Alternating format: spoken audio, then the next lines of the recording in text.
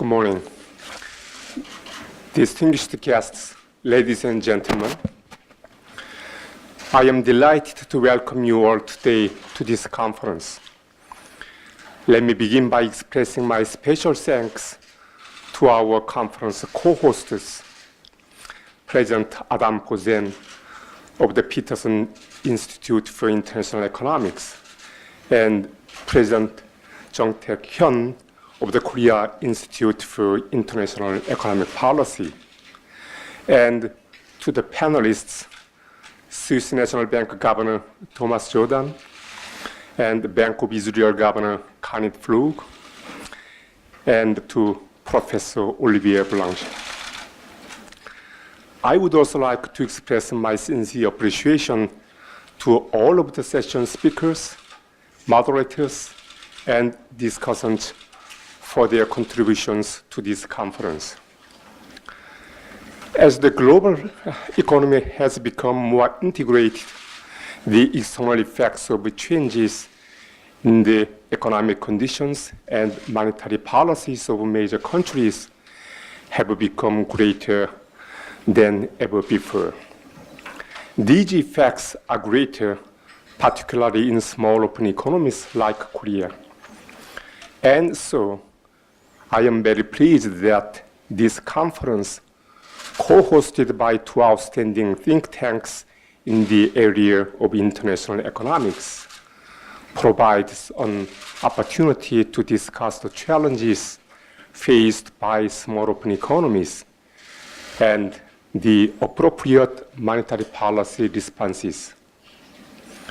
In the years since the global financial crisis, major economies have been implementing accommodative macroeconomic policy to cope with their economic sluggishness. However, most of them have failed to emerge from their low growth trends due mainly to structural factors. In addition, the international financial markets are showing higher volatility owing to uncertainty surrounding monetary policy normalization by the US Federal Reserve and the possibility of a recurrence of financial and economic unrest in emerging countries, combined with the UK's Brexit decision. Small open economies are influenced greatly by the economic situation of major countries and international financial market conditions. In terms of their real economies, they are experiencing economic slowdowns in line with the sluggish export. On the financial side, they are seeing high volatility in capital flows and price variables such as exchange rates. All of this makes for a complicated policy environment for the central banks of small open economies. They have to support economic recovery while at the same time responding to mounting uncertainties in the financial markets stemming from external shocks. So, with this background in mind, allow me to share my views on the policy tasks small open economies have to deal with. First, in our conduct of monetary policy, we should pay special attention to financial stability risks while supporting the recovery of economic growth. We should maintain our accommodative monetary policy stances to ensure that the trend of low growth does not become entrenched. Yet, at the same time, we must ensure that this does not undermine financial stability, especially in the case of small open economies. We need to bear in mind that if the degree of monetary easing is excessive, the risk that external shocks would trigger sudden capital outflows and currency depreciation is relatively higher. Second, we should strengthen our efforts to reduce the negative impacts of overseas factors on domestic financial stability and economic growth. Since the global financial crisis, many countries have taken various steps to enhance their capacities to cope with external risks. For example, by strengthening macroprudential policies, improving exchange rate flexibility, and increasing their foreign reserves. At an international level, they have implemented the Basel III framework and strengthened regulations on global systemically important financial institutions in an effort to heighten the resilience of financial institutions to external shocks and improve the shock absorption capacities of their financial systems.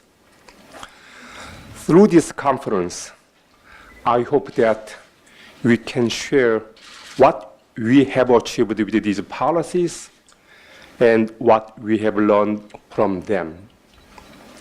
I also hope that we can come up with new supplementary measures.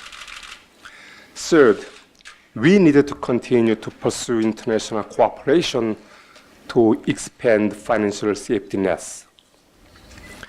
They have been steadily improved at both the global and regional levels, with the establishment of the IMF's new arrangements to borrow, the conclusion of US dollar currency swap arrangements between major countries, and the increase in the Chiang Mai Initiative Multilateralization Fund.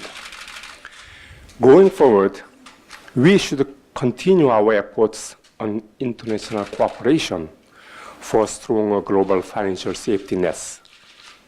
To this end, we needed to promote cooperation between the IMF and regional financial arrangements, such as the European Stability Mechanism and CMIM, and expand international currency swap arrangements.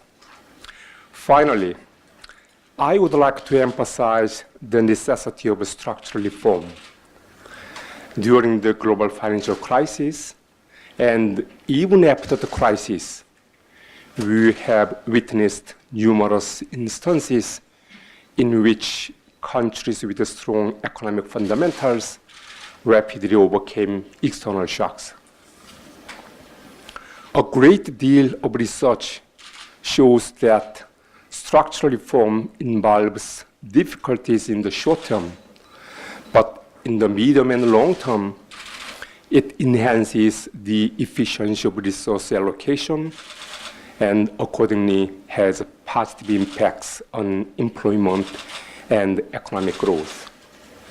And if economic resilience is strengthened by structural reform, we can avoid excessively accommodative macroeconomic policy and thereby minimize its negative side effects. Ladies and gentlemen, I have talked about the challenges and policy tasks that small open economies currently face. It seems that monetary policy measures alone cannot resolve these multifaceted difficulties. I would stress that we need to pursue efficient mixes of monetary, macroprudential, and structural reform policies, as well as strive for international cooperation. I hope that today's conference serves as an excellent venue for lively discussion and the free exchange of ideas regarding how to address these challenges. Thank you.